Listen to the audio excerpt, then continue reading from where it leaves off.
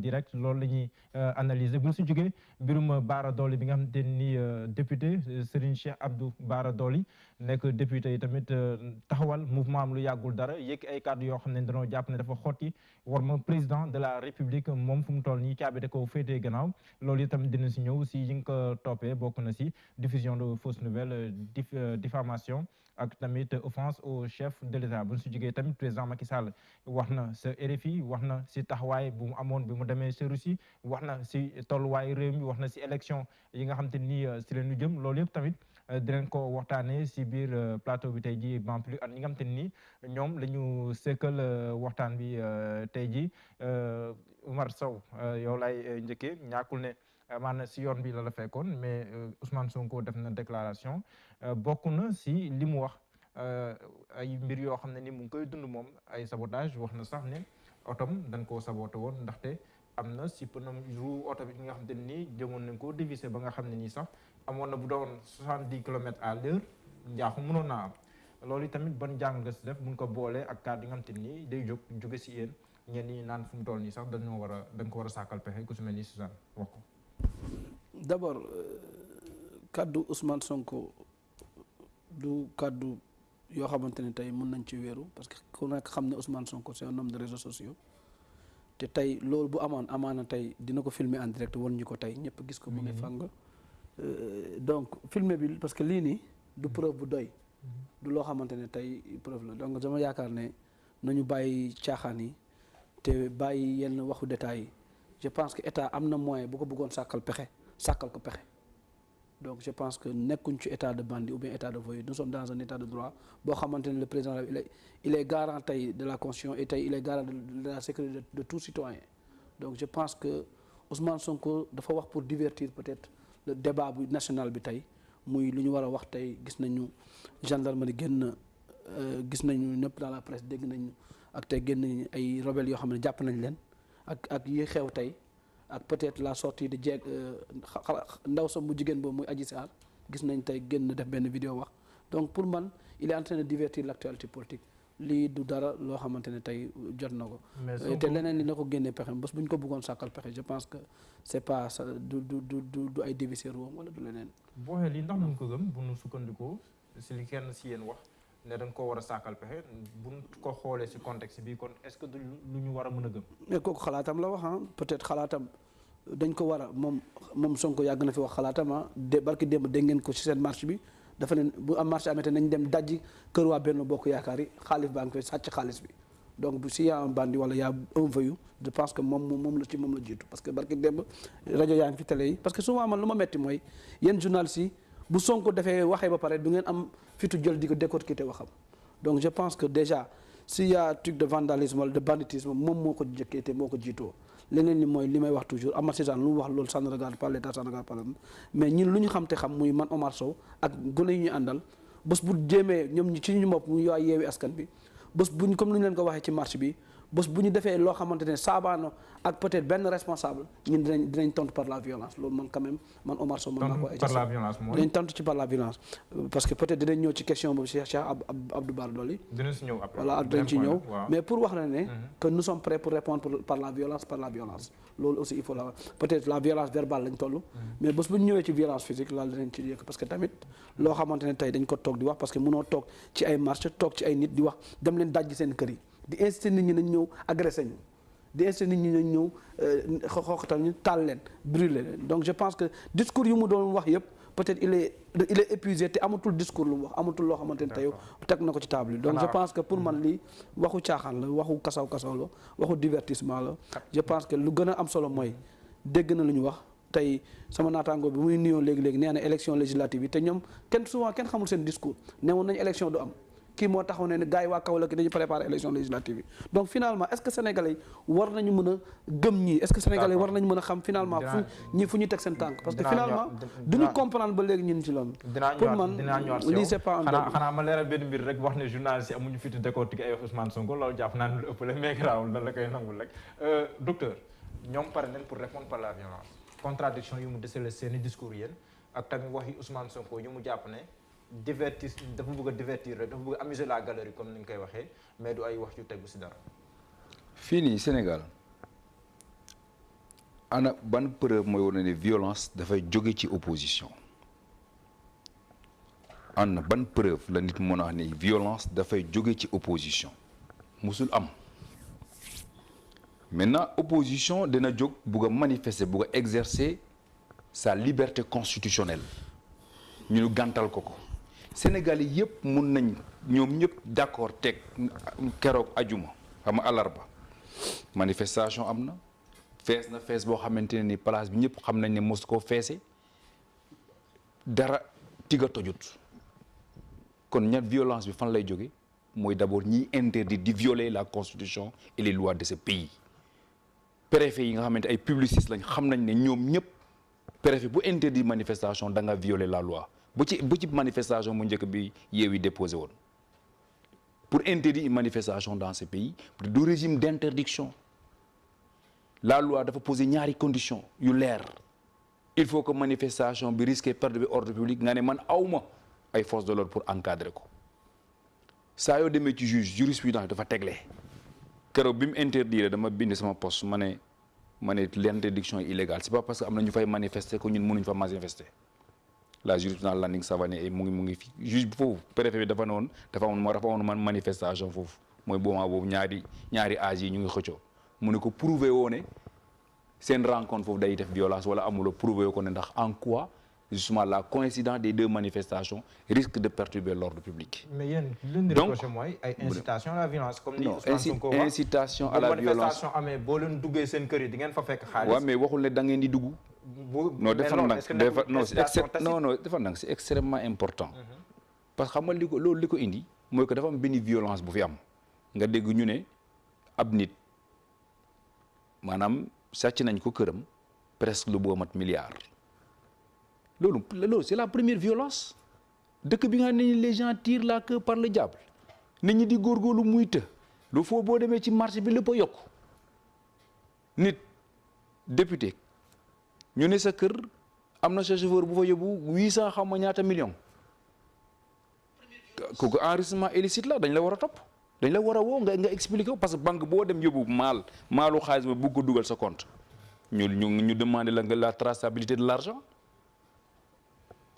Les vrais débats, on ne le pose pas dans ce pays-là. Est-ce que Ousmane Sonko, dans sa déclaration, a posé le véritable débat? Non, Ousmane Sonko a posé de véritables débats parce que nos discours Ousmane Sonko, madame, discours il faut bien riche. Évidemment, même s'il y a des choses, peut-être on peut ne pas, on n'est pas d'accord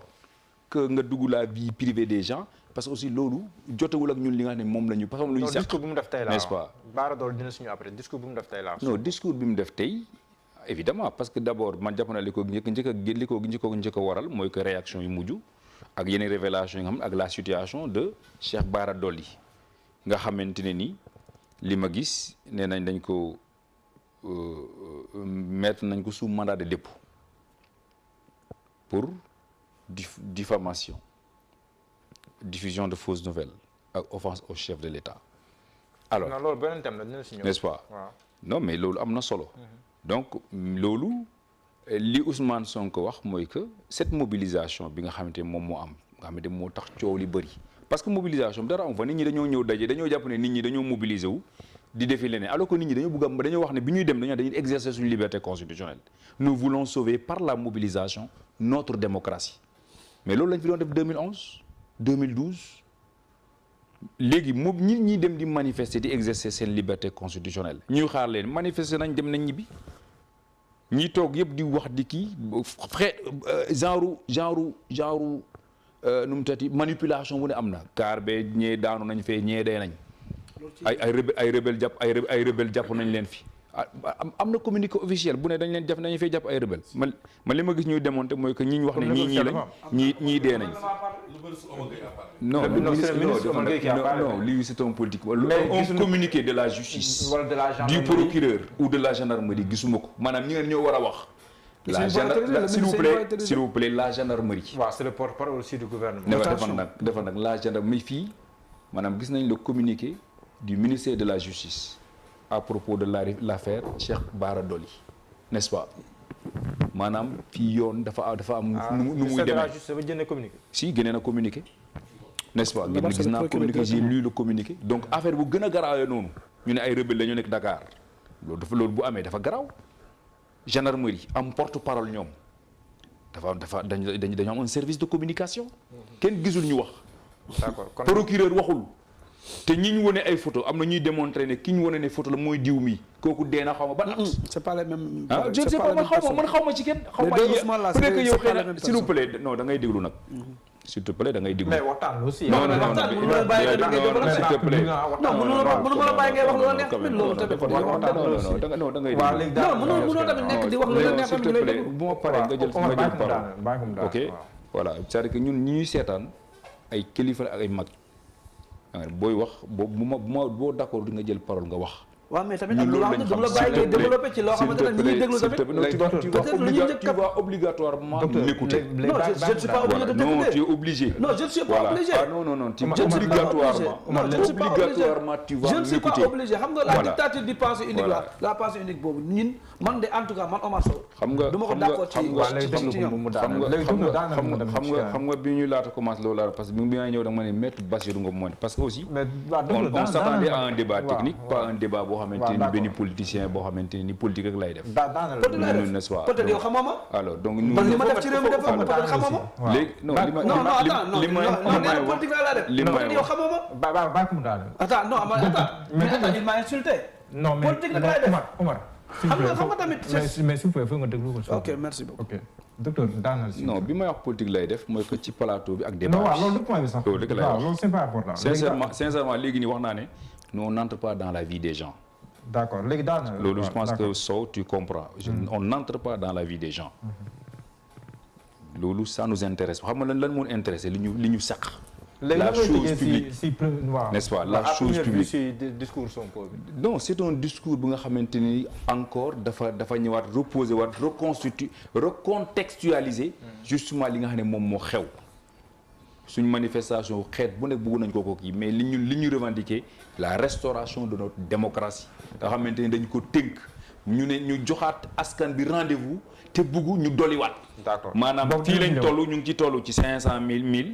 dañoo bëgg nag 1,5 million lañ bëgg a dem. dinaa ñaar si yow na fees te xale yi nag jeunes yi. ñoom ñoo ko moom. d'accord Thierno si yow laay ñëw Thierno nan nga jàngatee discours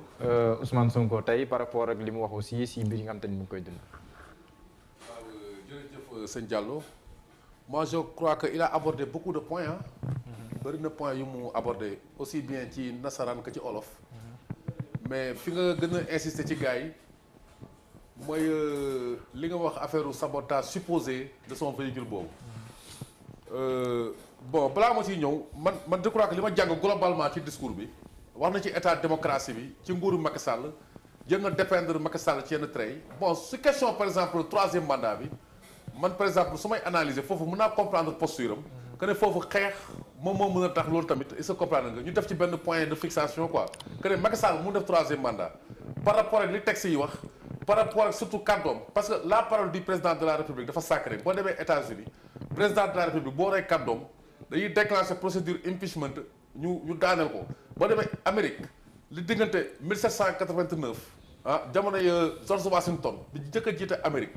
ba temps Franklin Delano Roosevelt ay 1945 côté yooyu et que xam nga affaire 2 mandats yi président Amérique doon def mosuñ ko bind fenn George Washington moo def ñaari mandat ne fii la sama ngor kii quoi sama ngor may ma continuer parce que man ak américains yëpp ñun ñoo yem am na ñeen ñu mën a continuer liggéey bi moi je ne suis pas indispensable après mu joxe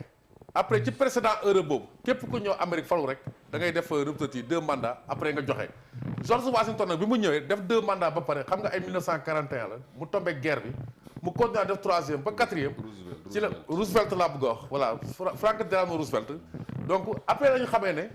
ndekee affaire mandat yi nag war nañ ko limiter def benn clause de verrouillage. xanaa mooy 12e amendement bi. le 22e amendement. 22e de la constitution américaine. ñu verrouiller loolu. donc xam nga boo xoolee ci Amérique donc ci cadre rek lañ ko tegoon sax balaa muy doon question bu technique. donc fii tamit par de la affaire technique yi. président Macky Sall li mu ci wax Mimi Touré wax ci ay camp ba ci professeur Ismaïla Madior Fall wax ci tey sax ñematul wax donc je crois que loolu dafa war a féetee bor foofu mën naa d'accord ak Sonko li mu wax quoi. te ñaanuñ ko yàlla tam.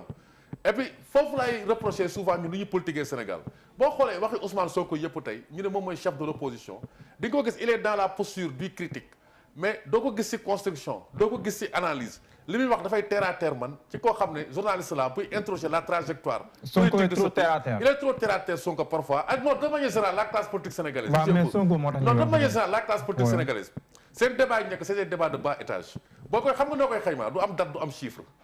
du am date du am chiffre parce que ay variété la rek. ils ne sont pas rigoureux. non du question rigueur dañoo seetlu dañoo tegoo réew mi fenn en réalité.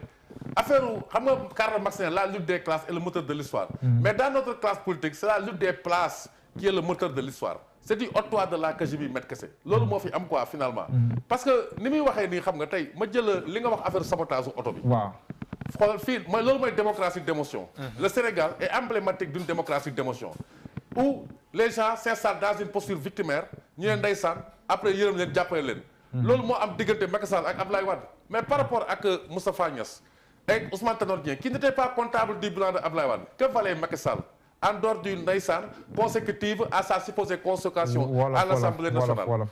loolu kese moo taxoon dañ ne kii dafa kii Abdoulaye Wade dafa gën a doomam rek ñu yërëm ko jàppale ko mais xool ñu programme am mu ñuy dig ay 500 000 emplois ay affaires yoo xam ne c'est irréaliste après bi mu ñëwee vous voyez loolu mënoon digg lu bëri defu ko. d'accord après mu dugg ci benn référendum. kon Sonko est dans l'émotionnel. non xam nga tey bu ne affaire dañoo saboté oto. waaw man Ousmane Sonko moo nga xamee ba tey. c'est la 5e fois au moins may dégg ñu naan dañuy jéem a jël bakkanam bu njëkk bi ay côté 2018 laa ko njëkk a seetlu. non attends avant sax kii Pape Alé Niang di wax ndaw suñu faatoon Kër Massar yal na ko yàlla yërëm. Mariama Sagna wallaahi journal ba doon liggéey jamono yooyu. ma xëy xaw a bind loo xam ne dafay mel ni sax day dëggal ñoom li ñuy wax nii ki nekkoon jamono yi sama directeur mu bloqué papier bi ndeke yaayoo affaire bi xam nga après ba tey état bu ruñ ne dañ ko rey te pourtant ni ñuy waxee dafay mel ni nguur moo ko faat dafay mel ni nguur moo faat ndaw suuf jàppoon nañ sa ay charité mais seulement après noo xam ni waaw ba tey ji li ñu xamagum quoi après Pape Alé Niang am na sortie bu mu defoon ne Ousmane Sonko fan yi moytul sud bi boo fa demee sa bakkan mën nañ ko jël après man je m'interroge mais attends lu xew Sénégal ba ñuy xanaa waa nguuru Macky Sall dañoo feebar dañoo dof kii kay loolu boo ko defee tey mais andi musiba ni moom boobu amagul poids politique boobu bu tax ñu war ko mën a rey gisuma quoi jamono yi d'autant plus que boobu on intégrait toujours l'hypothèse où Karim Wade ak Khalifa Sall présenté wu donc kii mooy kan fu mu toj ba gars yi war a jël bakkanam ni jamono je posé la question bon finalement il a fondé son ascension politique ci victimisation dafa ay ci contre-feu waa ji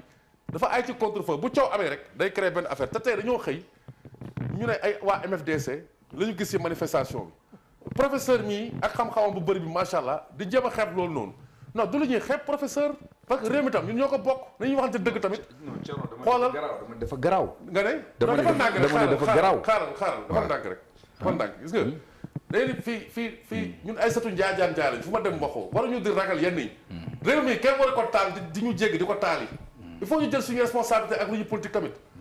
il faut que ñu bañ ay subversif di ñëw di ñu koy yàqal ay genre Assane Diouf ñoo xam ne dañoo fondé seen association ci ay saaga ak réewande ñëw di ñu yàqal suñu réew mi da ngeen di politique mais rafetal leen ko comme ni ko Abdoulaye Wade ak Abdou Diouf rafetalee Macky Sall ak Abdoulaye Wade rafetal ko noonu ci bëndul fokkul li ci nekk newul maintenant ci réew mi il faut ñu jël suñu responsabilité loolu nag laa la wax xam nga bu ko doon le ministre de kii Omar Gueye porte-parole du gouvernement nga ay bu kii waxee gendarmerie kii mais Omar Gueye il est au-dessus de ñooñu parce que l'état dafa nekk loo xam ne c'est organique c'est un tout quoi da koy concevoir de manière holistique donc bu Omar Gueye waxee xam nga lu ñu war a wax mais xanaa Omar Gueye mii nag kilifa gi mu doon ni moom tam ñàkk ñu respecté di wax lu doy nii fekk du dëgg ñu topp mbir mi xool fan non dafa nàkk non dafa nàkk rek mais loolu c'est à l'heure je suis désolé mais mais si c'est on a vu un ministre mais si c'est non attention on a vu un ministre bu sub-grade def déclaration le président de la République wax naa la ko sax kàddu ci boppam moom président sax mu wax ñu weddi ko fii lañ affaire mandat ay forces occultes waaw les généraux les gradés de l'armée génn démentir leen publiquement lu ñu wax gradé mais c'est faux gis nga textuellement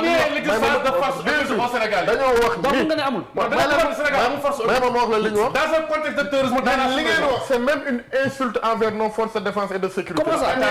attention ay forces infiltrées mën nañ jóge Casamance malgré dispositif bi fi nekk yëpp pour segg ak fii taal dëkk bi dellu Casamance non vraiment c'est une insulte. mais attention boo insulté yow mais yow 22 arabes yu dugg Amérique 11 septembre def 11 septembre. c'est pas pareil. La nation la plus puissante au monde. C'est pas pareil. Non, vous n'êtes pas technicien en sécurité. Vous ne pouvez pas juger c'est pas pareil. 22 arabes vous n'avez pas l'outillage intellectuel pour en juger. d'accord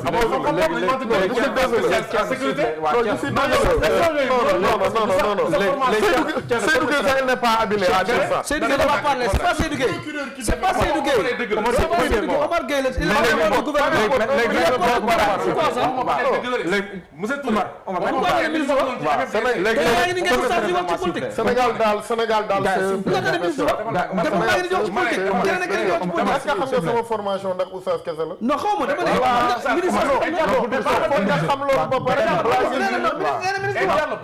c'est pas un ministre qui parle ci cas yooyu.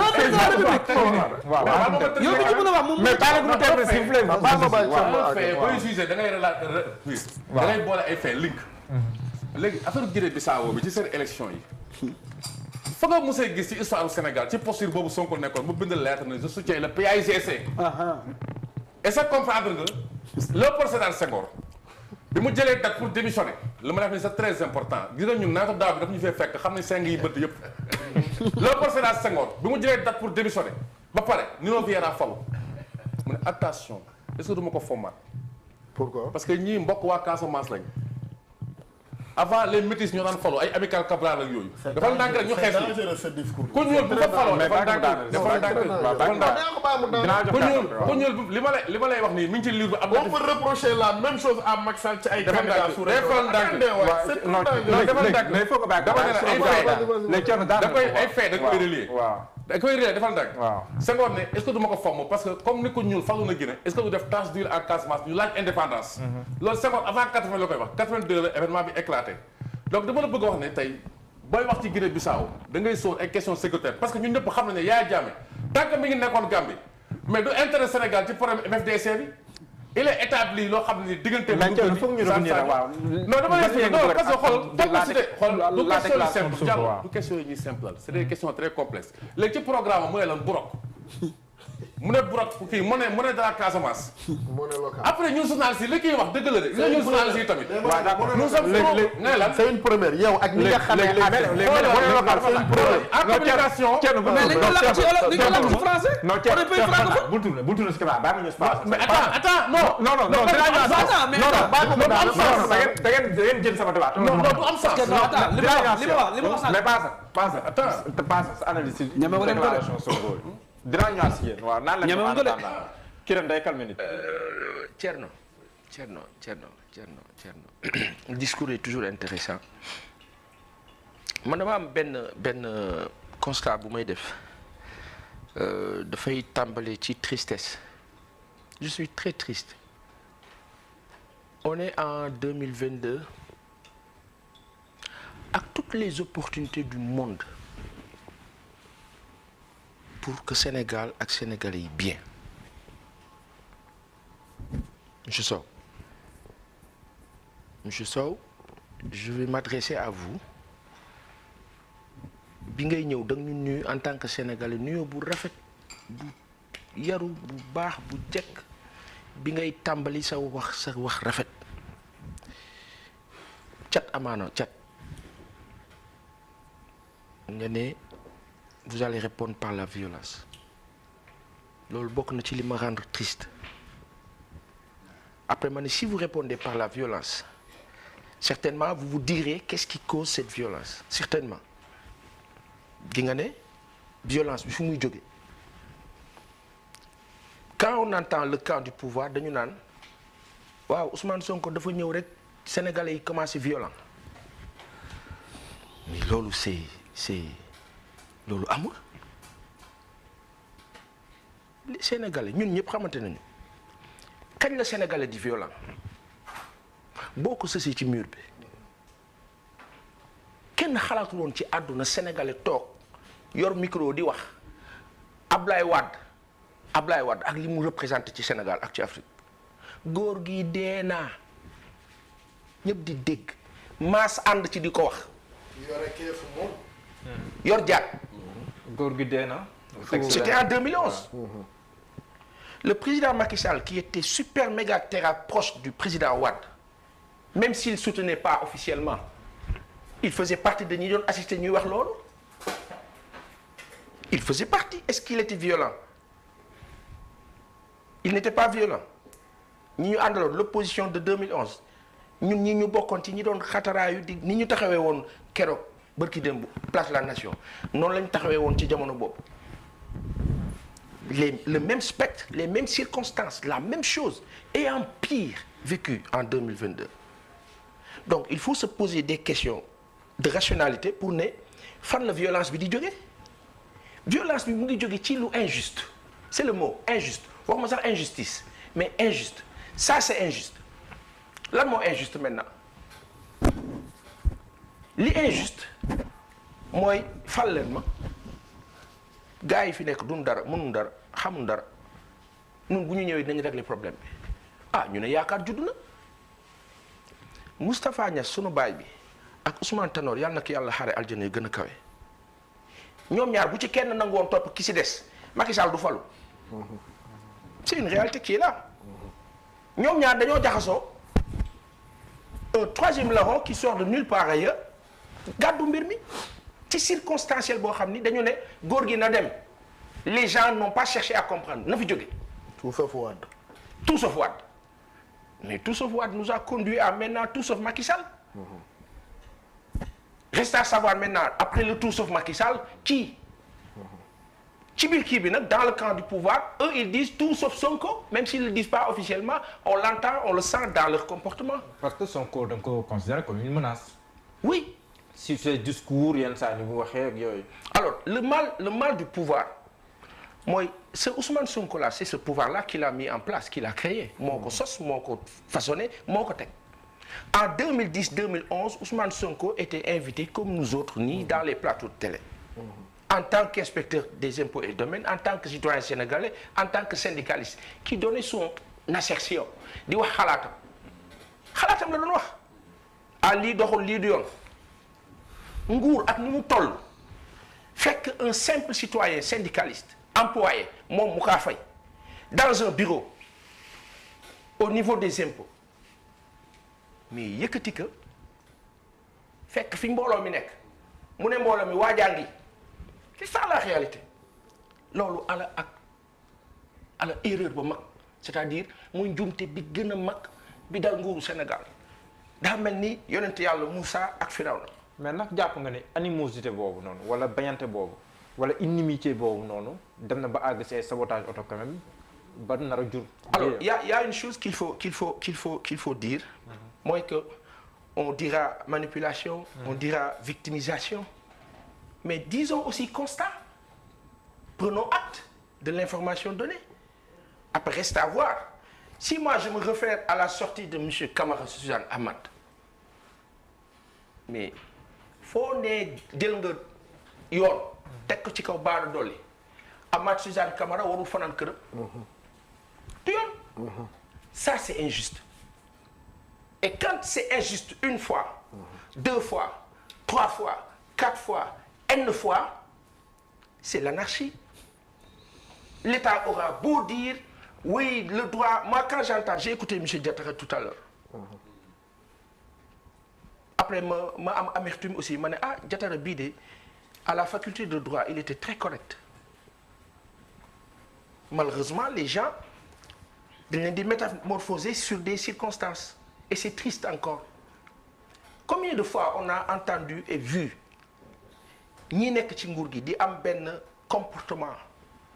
ki doon wax jaasi ji Aliou Dembourou Sow on a entendu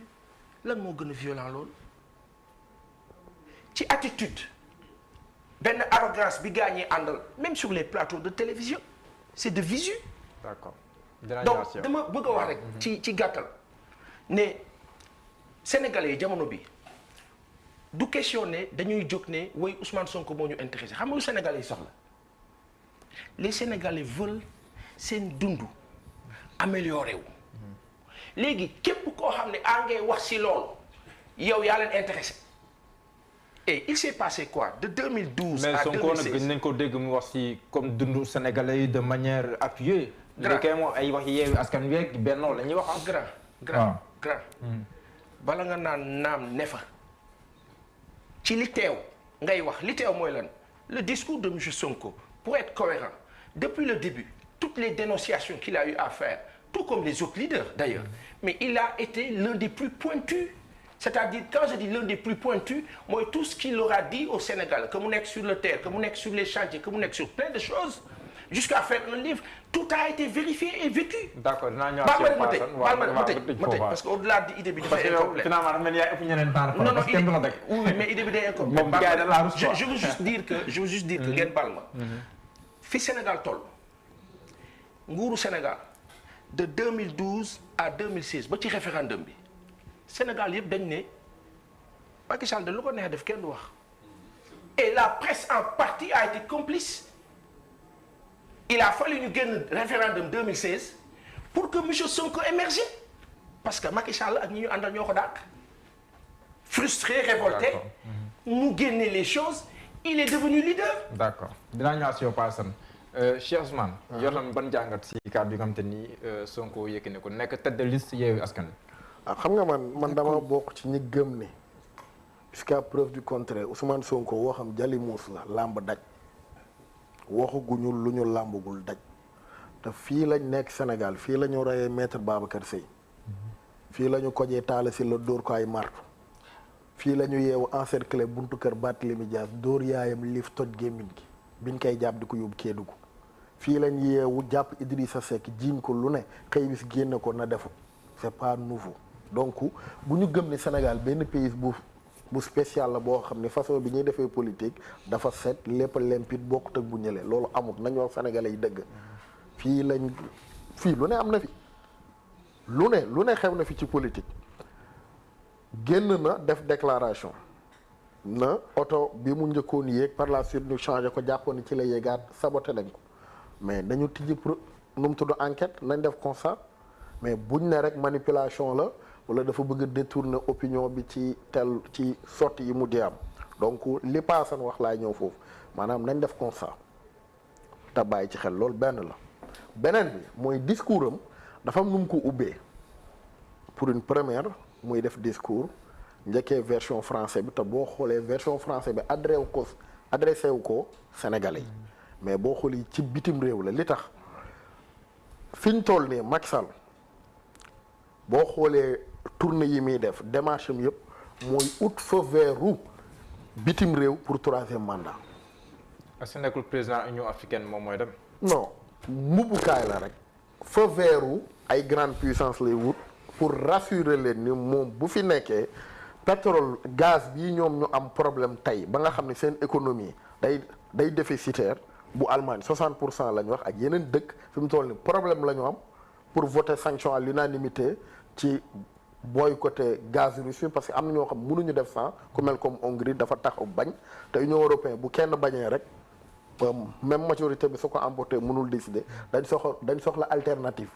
Algérie moo ne woon seen alternative balaa ñu fay dem le ministre des affaires étrangères russe dafa dem pour rassurer waat lien mag Algérie parce que Algérie lépp lu ñu yëkkati Russie day bloquer droit de veto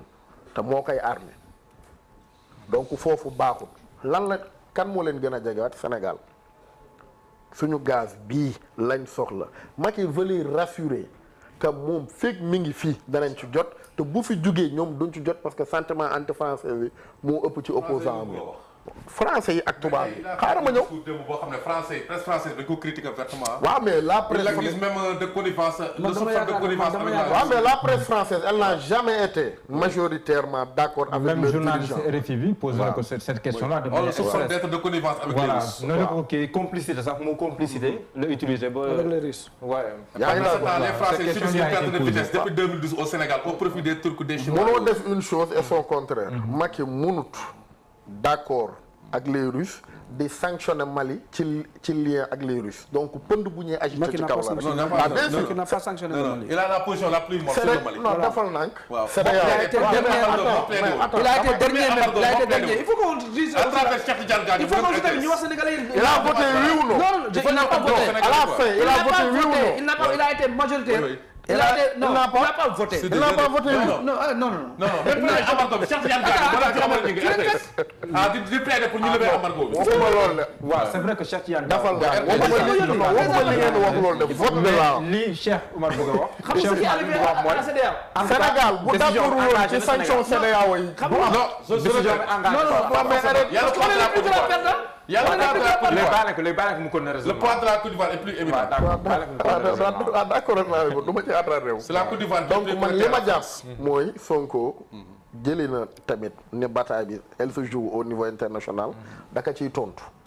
parce que loo ci mënti dégg fi mu toll nii troisième mandat les grandes puissances li ñuy bañ dana am fu ñu koy nangoo bu seen intérêt menacé wu danañ ko nangu Côte d'Ivoire ngi nii bi ñu xamee ne day instable bi waa ji imposé troisième mandat dañ ko nangu yeneen dëkk nangul leen leen troisième mandat élection truquée France félicité na fii le président de la Mauritanie Mohamed Ibn Ghazouani te Ghazouani xaaral ma ñëw te Ghazouani ñëpp xam na ne élection jàllul bitim réew la Macky Njëkk il faut mu leer ko doo ko avancer donc bépp dëkk boo xam ni seen intérêt dafay menacé réellement mais gindil Thierno. ban dëkk réellement Russie wala France mu ne Macky kan lay player mais charme la France pour la France non loolu laa weddi nag quoi d'accord léegi dégg na léegi bàyyi mu daal waaw. presse française boo xoolee combien de contrats français autoroute à péage qu'on est venu qu'on a renégocié lan ngeen renégocier autoroute à péage si léegi attends bëgguma ko beneen sénégalais tegee doo mur ngeen ko renégocier man Sénégal xanaa ni ngay sénégalais xanaa ni ngay sénégalais la majorité non attends quelle majorité tu nous parles de quelle majorité même en domaine militaire la majorité kii la gën a jëm je veux entendre la majorité qui est la majorité waaw d'accord parce qu'on peut pas dire la majorité alors que les sénégalais mais li ñu dugg sénégalais Cheikh Ousmane la majorité qui était hier combien c'était combien jéem moo xam yéen di ngeen ko xam xaaral ma daal sinon bu la dogee rek nga kii doo àgg. d'accord donc man loolu laa gëm ci loolu maa ngi jégalu beneen bi non amul problème c'est un débat beneen bi mooy man li nit ñi di agiter nii attention le discours de Sonko waxam ji man daf fi beesut wala boog nit ñi dañ jóge ci asamaan si wàcc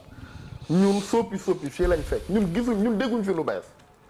gis nañ fi lu ne man gisuguma discours bu Ousmane Sonko tenir bu génn ci cadre traditionnel bi fi homme politique yi yàgg tenir. mais moom moo woote woon bon rupture pas comme nii mais moom moo woote woon. non discours politique la xam nga Sonko foofu débat d'idées la waxoon ak technique. ñoom ñu jël débat d'idées bi te sànni ko dugg ci vie privée teg ko doomi na ko kaay da nga siif kaay rebelle nga kaay da nga laante ak diw ak diw man xam nga lan laa mënta d'accord ci réew mi sànq maa ngi koy wax bi may dagg sëñ Thierno Sénégal rek ngay dégg. des questions aussi délicates mbirum terrorisme Madiambal Diagne ñu koy yëgal ci post Facebook ni arrêté nañ ay terroristes yu doon dugg fii pour saboter en France c'est le procureur général mooy génn taxaw wax ni tijji nañ instruction pour des faits liés au terrorisme pour telle ou telle chose mais Sénégal benn Pape Malick Ndour la ko yëgal benn faux compte Anita Diop benn Madiambal Diagne moo ñu yëg man xam naa ko Anita man xam naa ko le jour bu benn leaderu APR di la wax photo bu mu taxaw Anita Diop non arrêté waay man xam naa ko xam Anita man Anita Diop xam naa ko arrêté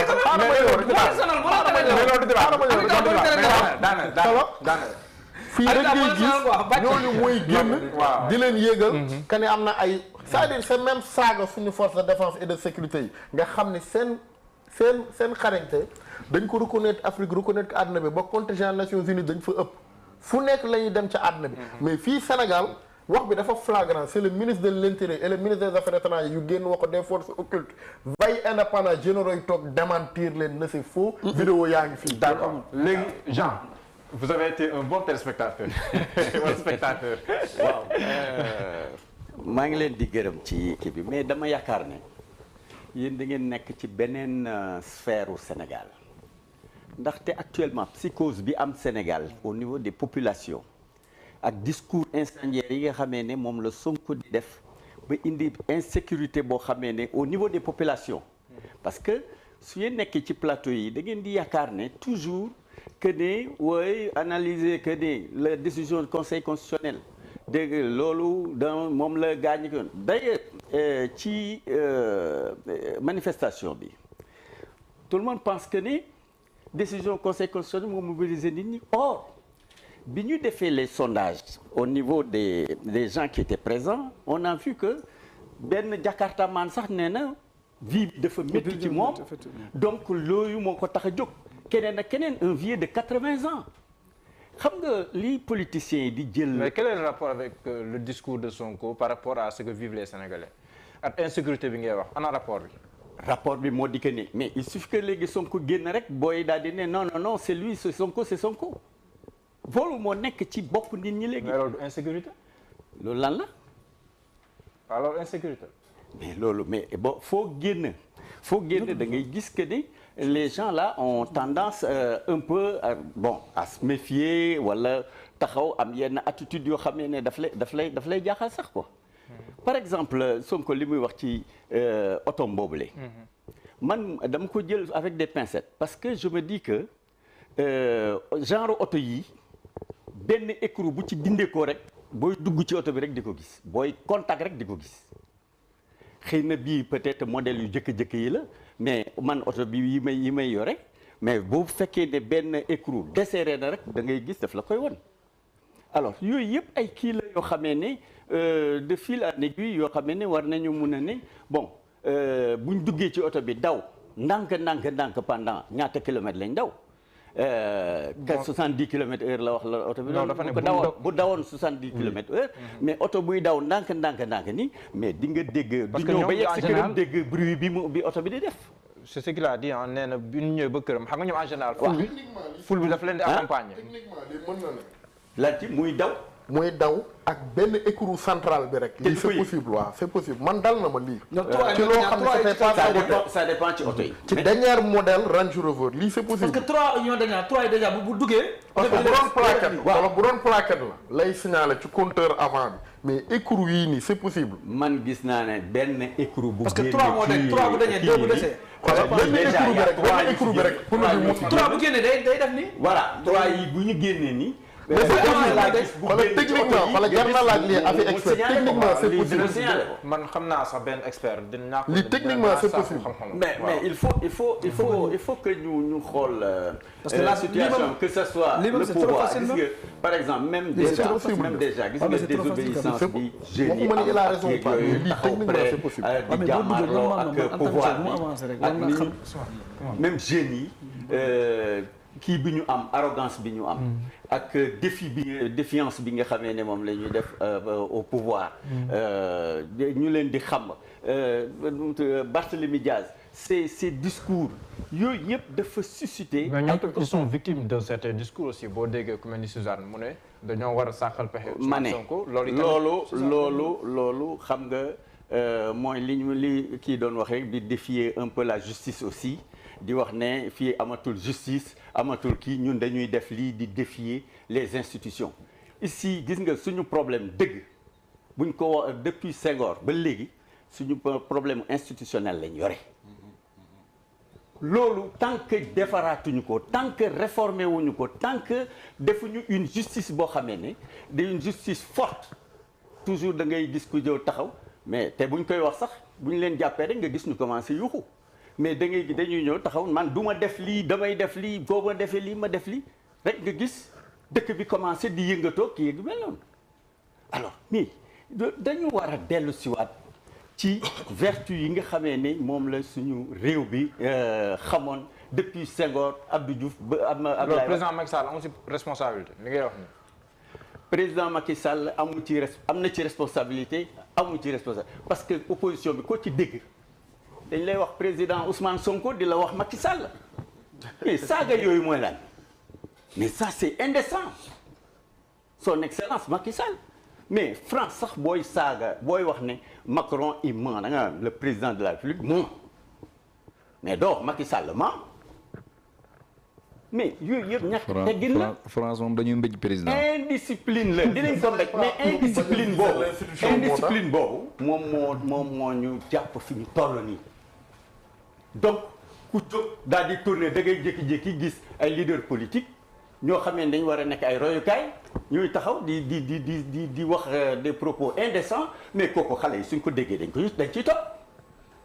alors mais yooyu yëpp nekk ci dëkk bi ñu toog naan non pétrole bi fii la jaar ak yéeg yu mel noonu te fekk vie bi de nit ñi dañu bëgg lu ñu lekk. d'accord nit yi dañoo bëgg lu ñu lekk mel na ni kon contexte bi dafa favorable pour ay manifestations nit yi mën a mobiliser d'ailleurs opposition bi le 17 wala boog Yewwi Askan Wi le 17 dafa ne day mobiliser waat à la place de la nation defaat lu mel nii wala lu ko raw loolu yi tamit ndax jàppoo ne yéen da ngeen di wax yéen saa contre manifestation ak xupp ngeen xupp tamit ndax jàpp nga ne loolu mën naa nekk tey si dal si réew mi. waaw xam nga comme ni ko ñëpp waxee ci plateau bi